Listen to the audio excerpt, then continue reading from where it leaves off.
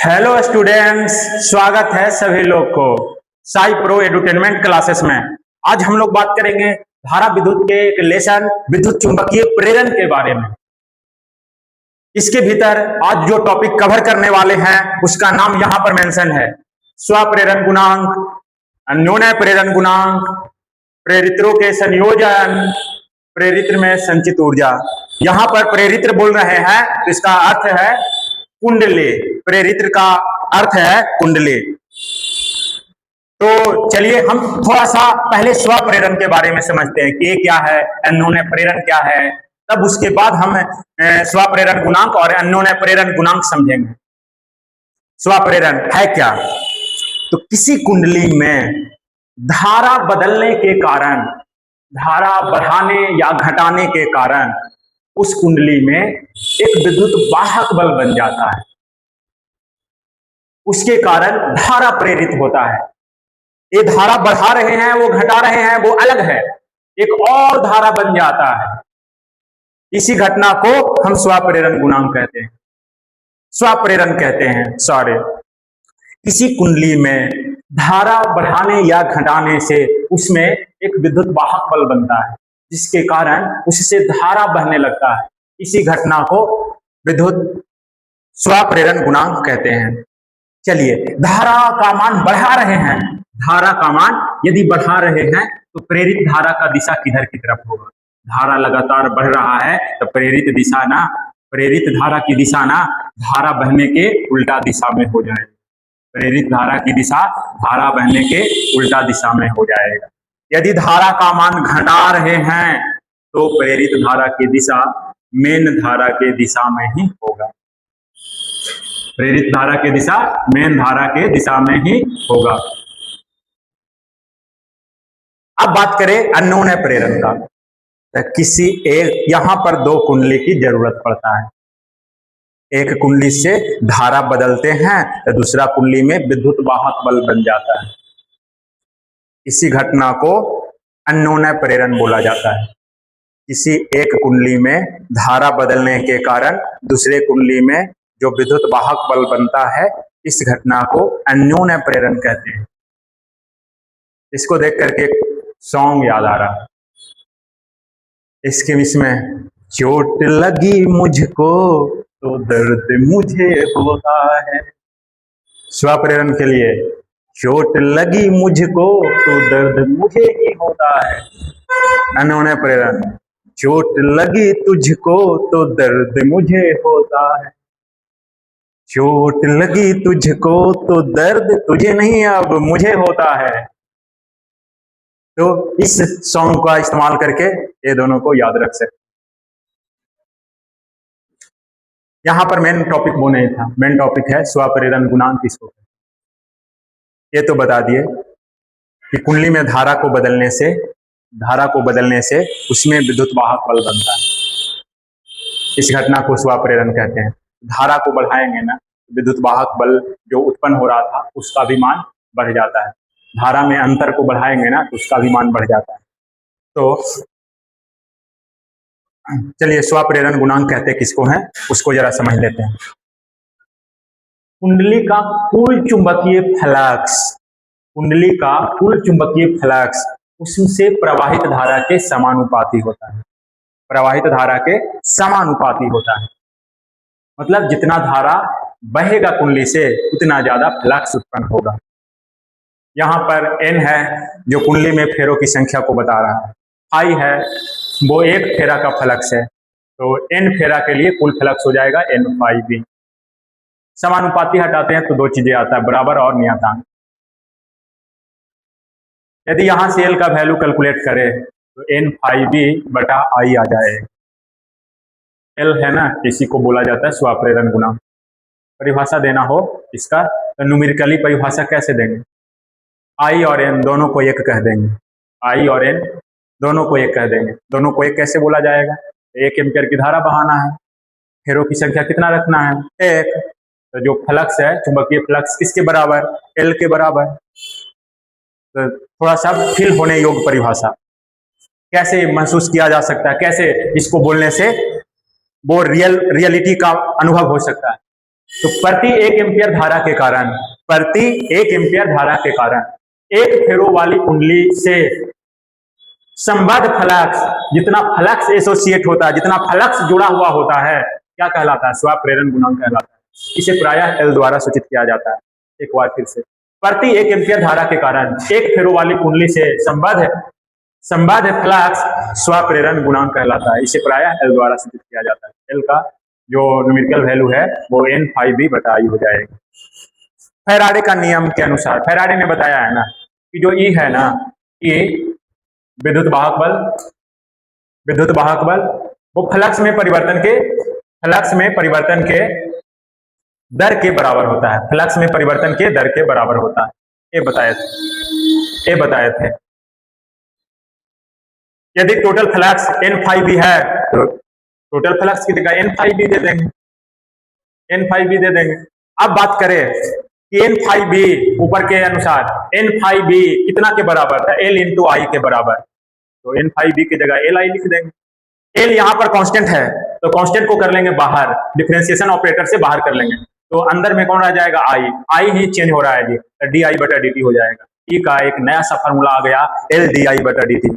विद्युत वाहक बल का प्रेरकत्व के रूप में एक फार्मूला आ गया L/di/dt। इसी के तरह नेक्स्ट टॉपिक है अन्योन्य प्रेरण गुणांक। चोट लगी तुझको तो दर्द मुझे होता है, चोट लगी तुझको तो दर्द मुझे होता है। इससे हम धारा प्रवाहित कर रहे हैं I1, इससे धारा प्रवाहित कर रहे हैं I1। इसमें फेरों की संख्या है N1 और इसमें कितना फ्लक्स उत्पन्न होगा? तो फ्लक्स उत्पन्न कैसे होता है, ये कैसे कैलकुलेट कर? फ्लक्स कितना उत्पन्न होगा? तो फ्लक्स जो उत्पन्न होगा वो किसके समानुपाती होगा? इससे जो धारा बह रहा है उसके समानुपाती हो जाएगा। दूसरा कुंडली में कितना फ्लक्स बनेगा, दूसरा कुंडली का कुल फ्लक्स कितना होगा वो किस बात पर डिपेंड करेगा? तो पहला कुंडली से कितना धारा प्रवाहित हो रहा है, यानी N2/2 समानुपाती I1। समानुपाती की जगह दो चीजें बराबर और नियतांक जो है यही अन्योन्य प्रेरण गुणांक। यदि I1 का यहाँ से M का वैल्यू निकालना चाहे तो I1 से भाग लग जाएगा, N2/2/I1। फिर से इसका परिभाषा देना हो तो I1 को 1 कह दो और N2 को भी 1 कह दो, या I1 को 1 कह दो और इसको कुल फ्लक्स से काम चला लो। दोनों सेम बात है। यहां भी हम कुल फ्लक्स से काम चला सकते थे।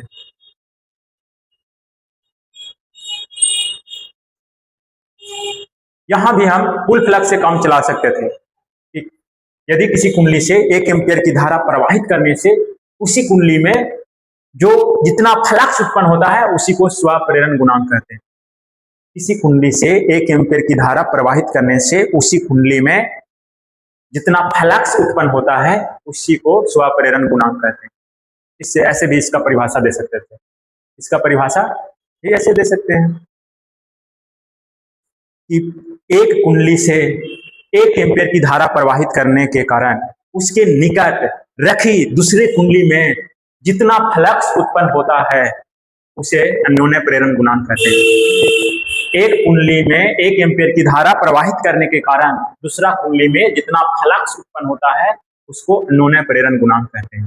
जैसे फैराडे के नियम लगाओ, फैराडे के नियम के अनुसार विद्युत वाहक बल का इक्वेशन कैलकुलेट कर लो, M/di/dt हो जाएंगे। अब बात करें प्रेरित्रों के संयोजन के बारे में। प्रेरित्रों के संयोजन, प्रेरित्र बोल रहे हैं तो कुंडली का बात कर रहा है, प्रेरकत्व बोलते हैं तो कुंडली का प्रतिरोध का बात करता है, कुंडली का कितना प्रतिरोध है। संयोजन का मतलब होता है जोड़ना। जोड़ने का यहाँ पर 2 मुख्य नियमों का जिक्र किया गया है, श्रेणी क्रम संयोजन और समांतर क्रम संयोजन। श्रेणी क्रम संयोजन किसको कहते हैं?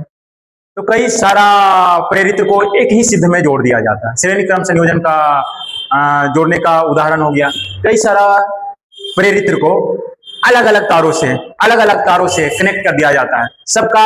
सबका एक सिरा एक जगह पर और दूसरा सिरा एक जगह पर होता है। सारे कुंडली का एक सिरा एक जगह पर और दूसरे सिरा एक जगह पर होता है। तो इस तरह के संयोजन को समांतर क्रम संयोजन बोला जाता है। अब यदि परिभाषा का बात किया जाए कि कैसे देना है, परिभाषा कैसे देना है जिससे ठीक ठाक नंबर दिया जा सके, तो परिभाषा देने का तरीका है क्या तरीका है? एक ही तार से दोनों जुड़ा हुआ, एक ही सिद्ध में है, तो जितना धारा इससे बहेगा उतना ही धारा इससे बहेगा। इसमें ना प्रतिरोध के श्रेणी क्रम संयोजन में ना धारा समान रहता है और फ्लक्स या विद्युत वाहक बल बदल जाता है। फ्लक्स और विद्युत वाहक बल बदल जाता है। धारा समान रहता है किंतु फ्लक्स चाहे विद्युत वाहक बल, दोनों में किसी एक का नाम ले लो, दोनों बदल जाता है। परिभाषा यहीं से बनाएंगे, जिसमें धारा समान रहता हो और विद्युत वाहक बल बदलता हो, यानी विभवांतर बदलता हो, उसको क्या कहेंगे? श्रेणी क्रम संयोजन कहेंगे। अब श्रेणी क्रम संयोजन के लिए व्यंजक निकालना है। व्यंजक निकालने के लिए पहले चित्र बनाते हैं, उसके बारे में कंसीडर करते हैं और उसके बाद इक्वेशन डिराइव करते हैं। तो चित्र बना दिए। L1 L2 प्रेरकत्व वाले दो गो प्रेरित्र को, दो गो कुंडली को श्रेणी क्रम में जोड़ दिया गया है। इससे I धारा प्रवाहित किया गया है। जैसे ही I धारा प्रवाहित करते हैं ना, तो इस कुंडली का फ्लक्स I1 हो जाता है और इस कुंडली का फ्लक्स I2 हो जाता है। तो अब दोनों को जोड़ने के बाद परिणामी प्रेरकत्व कितना होगा, ये कैलकुलेट करके लाना। सबसे पहले अपने इक्वेशन निकालने पर चलते हैं। सबसे पहले φ1 का इक्वेशन लिखें। इसका यदि कुल फ्लक्स φ1 है तो φ1 बराबर हो जाएगा Li। यदि इसका प्रेरकत्व L1 है तो L1 I1 हो जाएगा। I1 बराबर हो जाएगा L1 I1। अभी इक्वेशन ला करके ऊपर से दिए हों, N फाई बराबर Li। फेरों की कुल संख्या वहां पर N था। यहाँ पर टोटल फ्लक्स को, लेकिन वहां पर एक फेरा का फ्लक्स फाई लिया गया था, यहाँ पर टोटल फेरा का फ्लक्स φ1 लिया गया है। तो φ1 बराबर हो जाएगा L1 इंटू आई, φ2 बराबर हो जाएगा L2 इंटू आई। कुल फ्लक्स का बात करें तो दोनों फ्लक्स को जोड़ देना है, दोनों फ्लक्स का वैल्यू यहाँ पर पुट कर देना है, फिर दोनों में से I कॉमन कर लेना है। यहाँ से बच जाएगा L1, यहाँ से L2 बच जाएगा। I जो बचा हुआ यहाँ पर मल्टीप्लाई में है, उसको बराबर की दूसरा तरफ डिवाइड में लेकर चला जाना है। L1 प्लस L2 हो गया फाई बटा आई ना, परिणामी प्रेरकत्व को बताएगा। फाई बटा आई परिणामी प्रेरकत्व को बताएगा, यानी परिणामी प्रेरकत्व का जब वैल्यू निकाला जाए श्रेणी क्रम के लिए तो L1 plus L2 plus L3 dot dot हो जाए। बोला जाए कि कई सारा प्रेरित्र दिया रहे और अधिकतम प्रेरकत्व उसका निकालना है, अधिकतम प्रेरकत्व लाना है, तो उसको किस क्रम में जोड़ोगे? श्रेणी क्रम में जोड़ोगे। अब बात करते हैं समांतर क्रम का। अभी थोड़ा देर पहले बता रहे थे कि जितना भी प्रेरित्र है, सभी प्रेरित्र का एक सिरा एक जगह पर जुड़ेगा और दूसरा सिरा एक जगह पर रहेगा। सारे कुंडली का एक सिरा एक जगह पर और दूसरा सिरा एक जगह पर होगा। इस बार देखा जाए तो धारा बढ़ता है और विभवांतर दोनों का सेम रहता है, क्या कि विभवांतर दोनों के सिरा के बीच देखा जाता है और दोनों का सिरा तो एक ही जगह से जुड़ा हुआ है। दोनों का विद्युत वाहक बल सेम होगा। यदि ऊपर फैराडे के नियम के अनुसार देखा जाए तो E1 का फार्मूला हो जाएगा L1 और इससे धारा जा रहा है I1 जी तक, dI1 बटा dt। E2 का फार्मूला देखा जाए तो L2 dI2 बटा dt। ये दोनों आपस में बराबर है, इसको E के बराबर कह दो। और एक नया बल, चलो इसको दोनों को तीनों को बराबर कर दिए यहाँ पर। और यदि परिणामी प्रेरकत्व के रूप में लिखा जाए इसको तो L और परिणामी धारा भी लेना पड़ेगा I, टोटल धारा यहाँ पर I है तो dI बटा dt। यहां से इसको और इसको बराबर कर लें तो यहां से क्या मिल जाएगा? dI1 बटा dt का वैल्यू तो E बटा L1 से यहां पर भाग लग जाए। यहां से ए वाला इक्वेशन का बराबर करके dI2 बटा dt का वैल्यू कैलकुलेट करेंगे तो E बटा L2 आ जाएगा और ये दोनों को कैलकुलेट करेंगे तो 1 बटा LP बराबर हो जाएगा 1 बटा E dI बटा dt। चित्र से कुल धारा का बात किया जाए तो दोनों धारा के योग से मिलेगा, I1 प्लस I2 के योग से मिलेगा। यहाँ पर एक बार देखो, यही I है जो यहाँ पर दो पार्ट में बटा हुआ है, यही I है वो दो पार्ट में बटा हुआ है। यदि ये दोनों को जोड़ दे तो ये वाला I मिल जाएगा। दोनों तरफ T के सापेक्ष अवकलित कर देंगे तो यहाँ पर dI बटा dt हो जाएगा, यहाँ पर dI1 बटा dt और यहाँ dI2 बटा dt। अब dI1 बटा dt और dI2 बटा dt का वैल्यू यहाँ पर पुट कर दो। इस सारे को इक्वेशन 1 कह दो, सबको इक्वेशन 1 कर दो। तो समीकरण 1 का मान रखने पर या समीकरण 1 से वैल्यू पुट कर देंगे तो E बटा L1 और E बटा L2 आ जाएगा। ये दोनों का वैल्यू, दोनों में से E कॉमन हो जा रहा है, यहाँ से बच जाएगा 1 बटा L1 और यहाँ से बच जाएगा 1 बटा L2। E को इस तरफ लाते हैं 1 बटा ई डी आई बटा डी टी किसके बराबर, 1 बटा ई डी आई बटा डी टी किसके बराबर, 1 बटा एल पी के बराबर, 1 बटा परिणामी प्रेरकत्व के बराबर। यहाँ पर पी लिखने का तात्पर्य है कि समांतर क्रम में जोड़ रहे हैं। समांतर क्रम के लिए, समांतर क्रम को इंग्लिश में पैरेलल बोला जाता है, पैरेलल कॉम्बिनेशन। तो पैरेलल का पहला वर्ड पी होने के कारण यहाँ पर पी लगा दिया गया है। 1 बटा एल पी का वैल्यू देखा जाए तो 1 बटा एल वन प्लस 1 बटा L two plus dot dot इसी क्रम में आता है।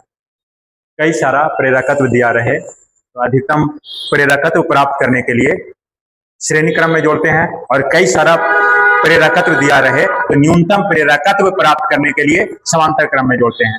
आइए इसका संयोजन का हूबहू रूल देखा जाए तो प्रतिरोध के जैसा होता है। इस तरह से प्रतिरोध का संयोजन होता है, उसी तरह से प्रेरित्र का संयोजन होता है। अब एक नया टॉपिक धारावाही प्रेरित्र में चुंबकीय ऊर्जा के बारे में पढ़ेंगे।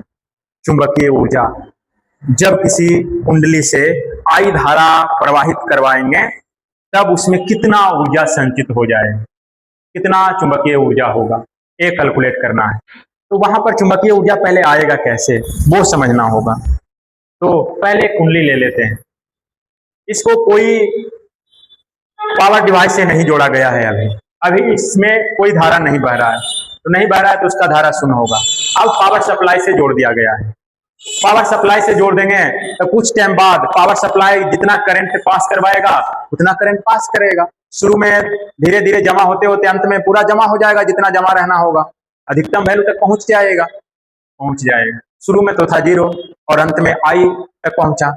आई तक पहुंचाने के लिए पावर डिवाइस द्वारा कार्य करना पड़ा। पावर डिवाइस द्वारा क्या करना पड़ा, कार्य करना पड़ा। वो पावर डिवाइस द्वारा जो कार्य करना पड़ा वही कार्य चुंबकीय ऊर्जा के रूप में जमा हो जाता है, वही कार्य चुंबकीय ऊर्जा के रूप में जमा हो जाता है। अब बात करें, ऐसे इसका डिफिनीशन यहाँ पर लिखा हुआ है, किसी प्रेरित्र में बाह्य स्रोत द्वारा विद्युत धारा के मान 0 से बढ़ाकर अंतिम मान तक ले जाने में जितना कार्य करना पड़ता है वही चुंबकीय ऊर्जा के रूप में जमा रहता है। अब बात करें कि इसके बीच सिरों के बीच का विभवांतर कितना हो। फैराडे के नियम के अनुसार अभी ऊपर में फार्मूला लाए, E बराबर L डी आई बटा डी टी। धारा बनता कैसे, धारा इसमें जमा कैसे होगा, तो आवेश को बहने से धारा बनेगी। तो यदि विद्युत विभवांतर का बात करें तो विभवांतर का एक और फार्मूला होता है, एकांक परीक्षण आवेश को एक जगह से दूसरे जगह तक, आवेश को एक जगह से दूसरे जगह तक ले जाने में जितना कार्य करना पड़ता है उसी को विभवांतर कहते हैं। आवेश को एक जगह से दूसरा जगह तक ले जाया जा रहा है, धारा बनाने के लिए तो यही तो करना पड़ेगा कि आवेश को एक जगह से दूसरे जगह तक ले जाना होगा। ले जाने में जितना कार्य करना पड़ता है वही विभवांतर कहलाता है। ये दोनों क्या हो जाएगा, आपस में बराबर। तो जो ई है उसकी जगह पर डी डब्ल्यू बटा डी क्यू रख देंगे, डी डब्ल्यू बटा डी क्यू रख देंगे। इधर राइट साइड जो है वही रह जाएगा एल डी आई बटा डी टी, राइट साइड में जो है वही रह जाएगा एल डी आई बटा डी टी। डी क्यू को इधर भेज दो और डी आई को समय से थोड़ा सा अलग कर दिया। अब ये डी क्यू बटा डी टी है ना, ये आवेश की दर बन गया। आवेश की दर को विद्युत धारा कहते हैं। तो डी क्यू बटा डी टी आई के बराबर, एल का एल डी आई का डी आई। थोड़ा आवेश को ले जाने में थोड़ा कार्य करना पड़ेगा, थोड़ा आवेश को ले जाने में थोड़ा कार्य करना पड़ेगा। अब कुल आवेश को ले जाने में पूरा कार्य करना पड़ता है, तो पूरा कार्य कैसे निकालेंगे। तो अल्पांश राशि को पूरा में बदलने के लिए, कंप्लीट राशि में बदलने के लिए समाकलन करते हैं। तो दोनों तरफ समाकलन करते हैं। समाकलन का सिंबल होता है ऐसे हाथी के सूंड जैसे, इधर डी डब्ल्यू इधर टोटल रह जाएगा। एल है ना वो कांस्टेंट है, क्या है कि आई के रिस्पेक्ट में आई बदल रहा है तो इसके रिस्पेक्ट में समाकलन होना है। तो आई तो वेरिएबल है तो आई अंदर रहेगा, डी आई भी अंदर रहेगा, एल कांस्टेंट है बाहर हो जाएगा।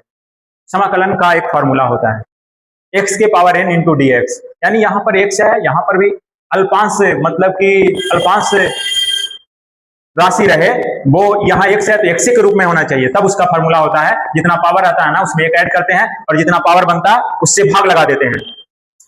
तो वही काम यहाँ पर हुआ है। यहाँ पर i के रिस्पेक्ट में किया जा रहा था, यहाँ i था, इसका पावर 1 है, एक और ऐड कर देंगे तो 2 हो जाएगा, 2 से भाग लगा देंगे। लिमिट यहाँ पर देखना होगा, शुरू में कोई धारा नहीं, और अंत में धारा हो गया आई। अंत में धारा हो गया था आई। अंत में धारा हो गया था आई।